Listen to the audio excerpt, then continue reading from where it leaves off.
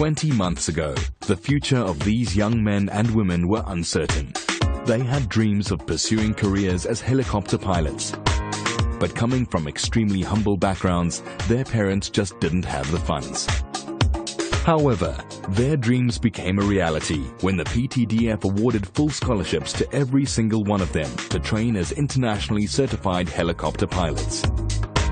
20 months later, not only have they realized their dreams of becoming helicopter pilots, but following a directive by Mr. President Dr. Goodluck Ebele Jonathan that all agencies of government tasked with training Nigerians should ensure that employment opportunities are created for those trained in accordance with the administration's policy on youth development and job creation, the PTDF initiated a partnership with Caviton Helicopters to have all 15 successful pilots employed. Never in their wildest dreams did these men and women imagine how their lives would change.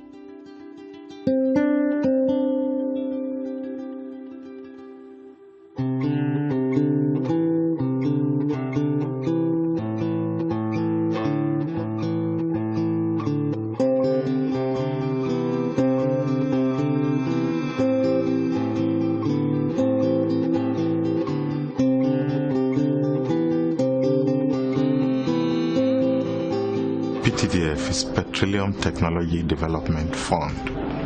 It's a capacity building agency. Prior to the establishment of the PTDF, the oil and gas sector had always been dominated by export trades.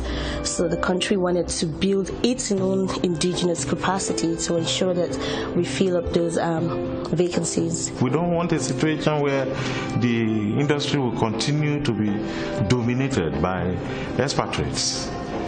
We have to own the mainstay of our economy. That's the PTDF dream. Most of the oil and gas activities in Nigeria are offshore activities. Even the ones that are onshore, you have to fly basically, to such locations because of the terrain and the Niger Delta. So helicopter is the major means of traveling to the onshore and offshore rigs. So helicopter pilots are key professionals in the oil and gas sector.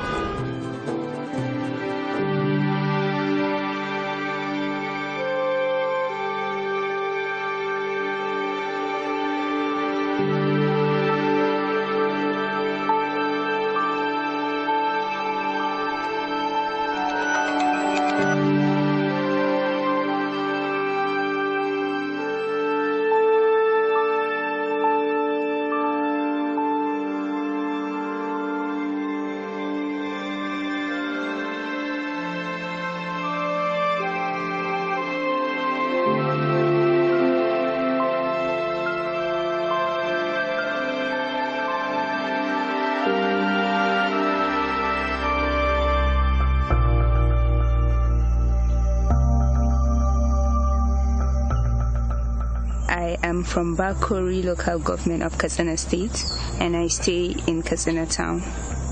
Katsina is a city of culture and tradition.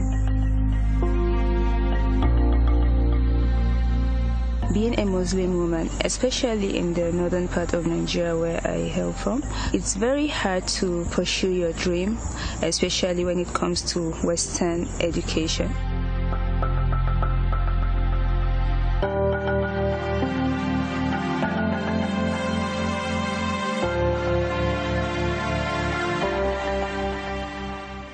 We have constraints. The cultural constraints is prohibiting or inhibiting our girls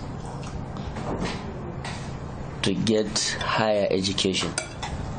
You see, it's very difficult. You have tried very much. Even a man, not a girl, got that opportunity and excelled, has really done something very, very wonderful. So, Rukai, we are very proud of you. We know you have inherited a very intelligent brain. Yes. So, we missed her for 2 years, but now we are gaining house a crown. It's something for Katsina State government also to give her good kudos for being a past lady pilot. The first female pilot in the state. My advice to other young girls is, if they try, they can pursue this kind of rare opportunity, not just by, I don't have the money or something. They can try. There are so many scholarships out there. They can achieve what their parents cannot afford to. If they do that, all of us girls around here in Katsina State will go places.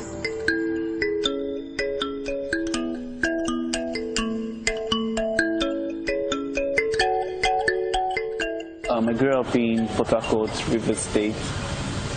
I had so many dreams as a child. I can remember my father just had to give me time to grow up because I wanted to do so many things. So my dad just believed that in time I'll become more focused in life and just pick up on dreams. After high school, I go into one of the federal institutes where I studied engineering. I went to serve, because you're supposed to serve your country 1 year after school, and I did that. I was actually very, very unhappy because I knew what I was getting was little compared to what I could offer. So I knew that there was something more I could do.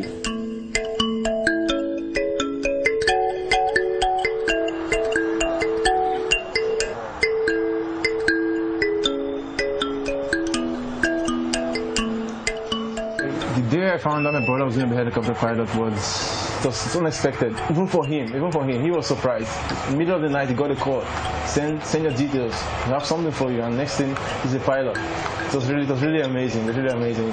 It's not something we didn't think of or dream of actually, but it was lovely because it's something professional and classy. So we love what it brings to the family, and we're very excited. Really.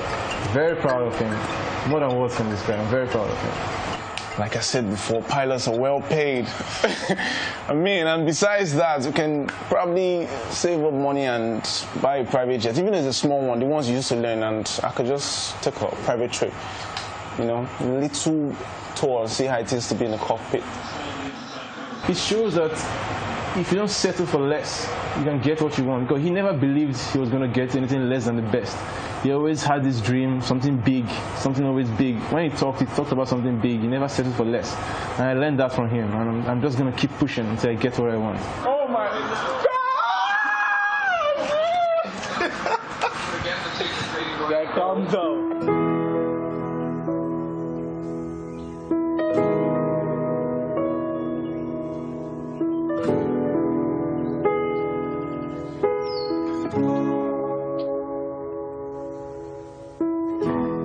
From Ogbea and Bayelsa State.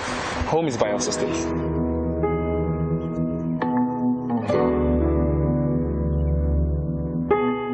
Describe myself as a kid. You know, I always had this mystery of what is happening. Same thing like in aviation, when you see a helicopter flying, the mystery behind the engines. I wanted to know. I was curious. What's making this happen? What's making this happen? Why did this and this happen? So it's what really attracted me. There was a day both my parents were out. My dad was a medical doctor by profession, so in those days we had a black and white television. I was trying to screw and unscrew. Then one of my uncles stepped in. He asked me what I was doing, and I said, "I want to see the people inside." I just want to see them. I was like, "You're in trouble. I'll tell your dad." And then my dad came. He told my dad. My dad he understood why I was that curious, and he explained. When my dad passed away, it wasn't. It was sad.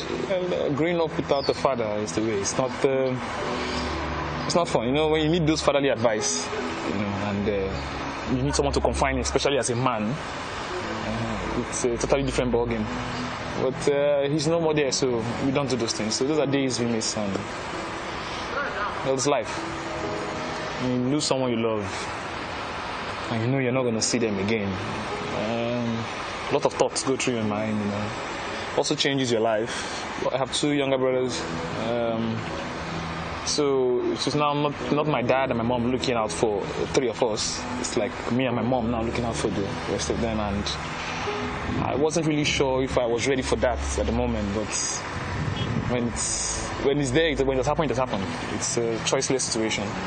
Then the scholarship opportunity came, which was like trying to bring the mystery into reality. So I just couldn't let it go. I had to step up, take the opportunity.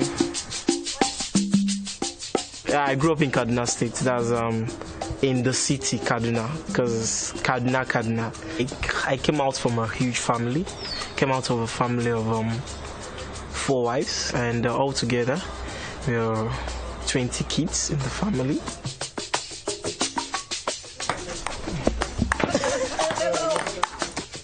Financially, when it comes to, it's not so easy for my dad being able to support everybody.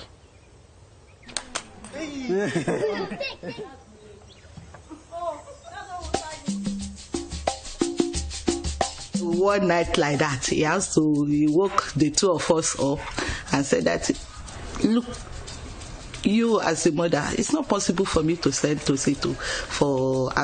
aviation school because there is no money. The cost was much. That the cost was much. Because I think when I checked the school fees, it was around possibly 20 million or something like that. It was around 12 for Ilori Aviation College. Then I think when I checked international, it was like 20 million. 20 million also. And to pour 20 million on one child.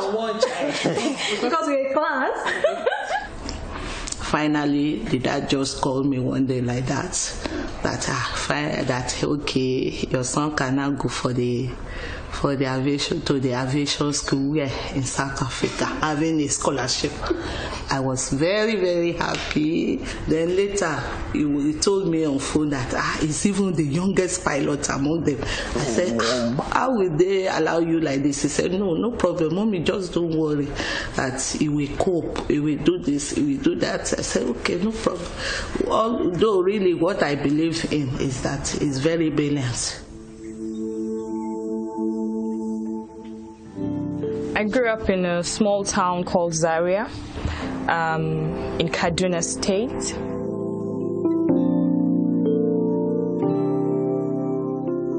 I have a younger sister, one sibling, we're 2 children.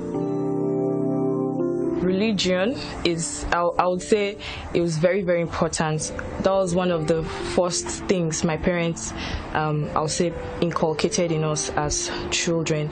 There's something my dad would always say. He would say, a lot of people, when they die, they would give their children houses, properties, and stuff. But he always tells us that my inheritance to you as a child is your salvation, is Jesus. So as we go into your word, open our hearts of understanding and grant us grace to practice your word. In Jesus' name I pray. Amen. Praise the Lord.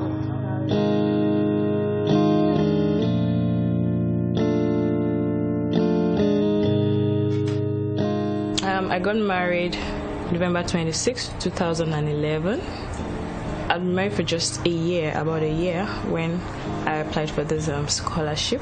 When she shared with me that she would love to fly, I went online to look for scholarships for her. Okay. So we got one, and she applied in the US, but she was turned down, and she was very, very sad.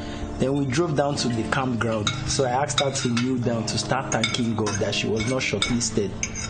So she looked at me and said, what do you mean? I said, don't worry, just thank God. The Bible says, in everything, give thanks. And barely 2 months after, we got the call. And she said she was not coming back home that day again, that she's leaving from Abuja to South Africa. And that was the beginning of the journey.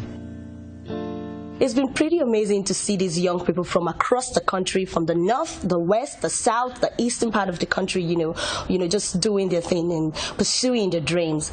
Some of them never ever dreamt about this opportunity, and it's pretty remarkable that PTDF, took on this task, and it's one of the things that the PTDF is very proud about. We are actually very excited about the prospects of these young men and women. Yes, because we think it is a case of transformation of the lives of the people involved, and we believe that they are going to impact positively in the oil and gas sector of the country. I remember the first time, they arrived in South Africa. They were very naive, the first time they were leaving the country. They all come from very humble backgrounds, but there was one thing they had their dreams of a better future. Guys, very, very important. In aviation, this is one thing I'm scared of. How do we recover? Don't panic. Remember, in aviation, if we panic, we're dead. Okay? In aviation, we've learned slow, small, smooth. So if you have a problem, think about the problem and fix the problem. Then you're safe. The day we first arrived at the flying school, I saw all the aircraft parked on the apron, the noise of the aircraft flying, and then I was like, wow, this is amazing. Is this real? I had never been in a helicopter before I got here. Just coming to South Africa, that was the first time I got into a helicopter. The first time they actually brought me to the helicopter side, I wanted to go fly for sure. Like being the first time, I want to see how it's going to fly. As a pilot, you have to be very confident because in aviation there is nothing like proactive. You just have to be coordinated, both physically, mentally, technically, and emotionally. And you need a lot of attitude and confidence for that, because if you make a mistake 1 minute before you realize you're dead. Okay, the first time when I got into a helicopter, my flight was a short one because I was blown away like there's a hurricane, Normally I was told that people get scared or they throw up. I know my first flight I kept saying whoa, whoa.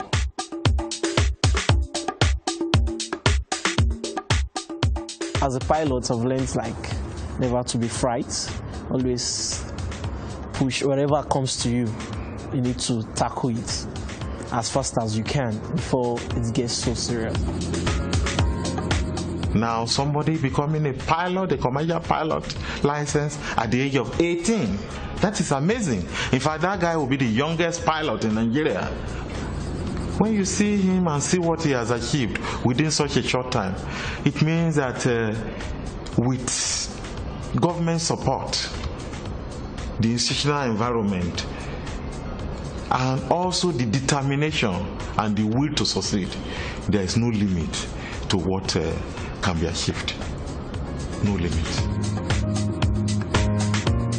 They all have very unique stories, very unique. They come from very humble backgrounds with different stories. From the young lady from Katsina, Rukaya, who has turned out to be the first female helicopter pilot from Katsina State.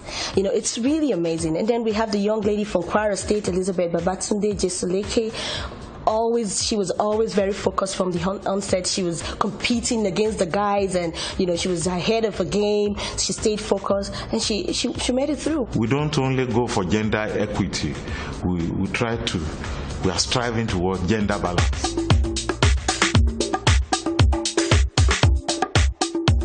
But for these opportunities, some of them, would have ended up on the streets, in the Niger Delta. Probably some of them would have taken up arms in the northern part of the country where we have a lot of crises. But we thank God for this opportunity, which has completely transformed the lives of these young people. The first week I was here, I was not very confident.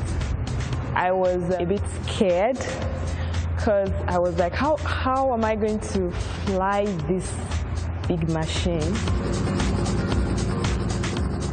The aviation industry is actually a craft. It's not like you're going to school just to read and write. You have to be able to manage time, manage classes, manage the flying, pass your exams. So it was although it's amazing because it's like you're happy that you're here for what you've always wanted to be. It's like a transformation from one stage of life to another. From the beginning, when they were selected to go on this training, I think just one or two of them had ever been in an aircraft. I'm not even talking about a helicopter. They had never flown before, and it's so amazing to see how within a period of 18 to 20 months, the amazing transformation that has taken place. I'm talking about transformation in terms of moral transformation, educational transformation, and then the skill sets that they've gotten within a period of 18 to 20 months. When you consider the background of the people involved, I mean, a young man whose future was uncertain about 24 months ago is now a commercial pilot license. This is a dream come true, indeed, for all of them. It was an amazing success, if you ask me. I mean, if we can achieve this level of success with the first batch, I think that the sky is the limit. This career actually made me very diligent in my work. It changes your approach to life. It removes the fear factor.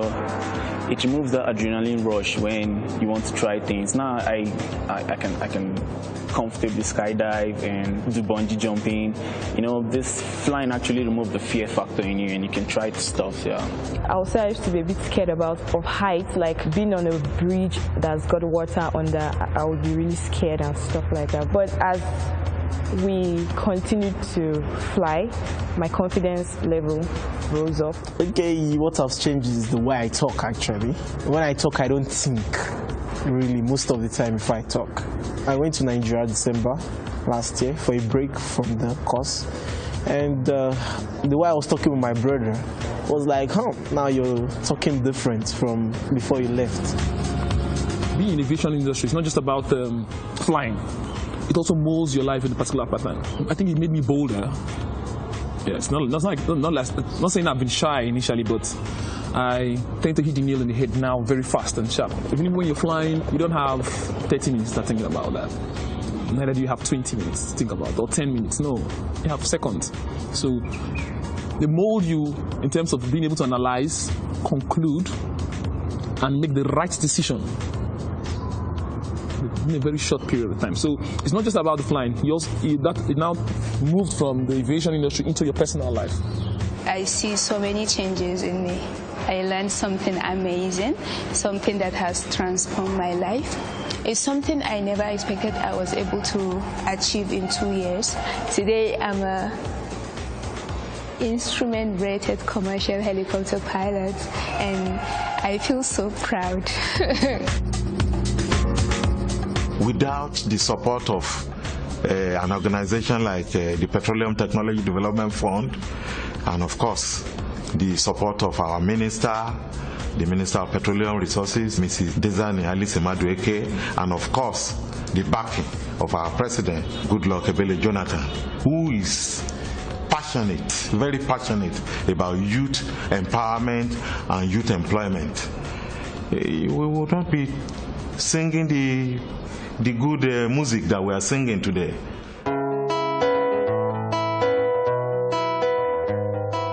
Though the journey of the last 18 months has been pretty rocky, you have all surmounted all the challenges and stayed focused on the course.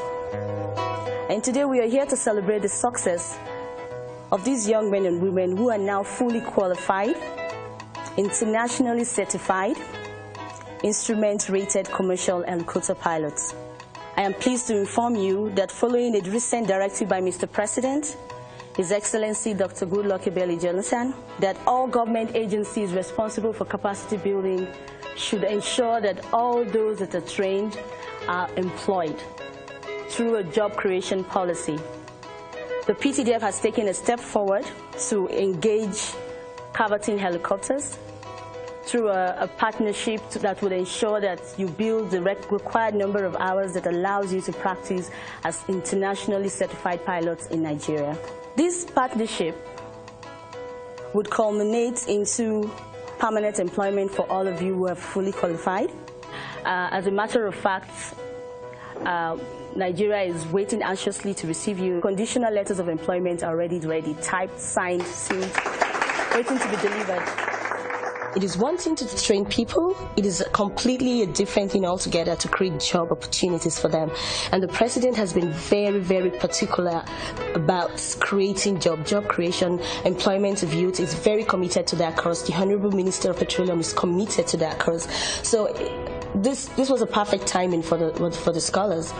After they graduate, to increase their employability, we are taking them through another training. Katsina Helicopters happens to be one of the indigenous helicopter services provider in Nigeria in the oil and gas sector. So we initiated a partnership with Katsina Helicopters where they can build the required number of hours through an internship program, which would eventually culminate into permanent employment.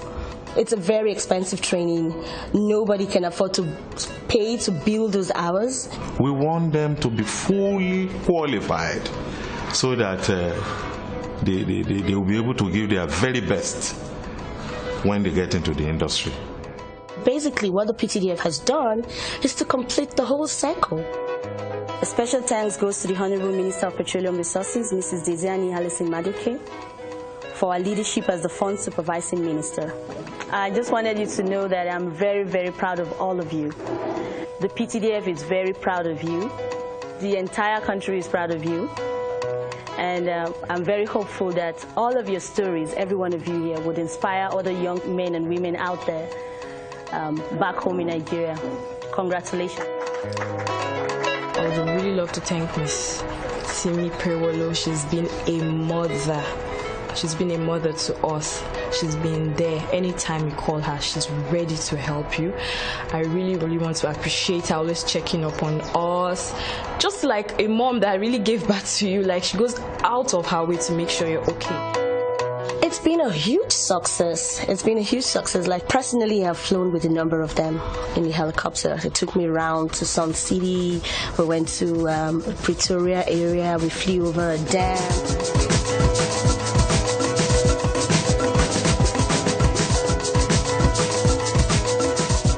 They've been given a rare opportunity to improve their lives, and they have grabbed it.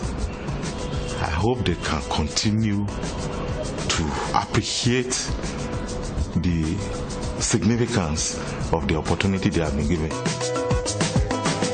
It's an amazing, it's amazing, it's fulfilling to the mind, to the soul. I know I'm meant to do this. This is what I'm supposed to do. I'd like to actually have a flight school of my own where I'll train people how to fly, because more people need to experience this. If you look at the aviation industry in Nigeria, it is dominated by men. So whenever people see a lady as a pilot, they're like, wow. It will make people to see that if this girl can do it, my daughter can do it as well. Okay, right now I'm 18 years old with a commercial pilot license, which makes me the youngest pilot right now in my country, Nigeria.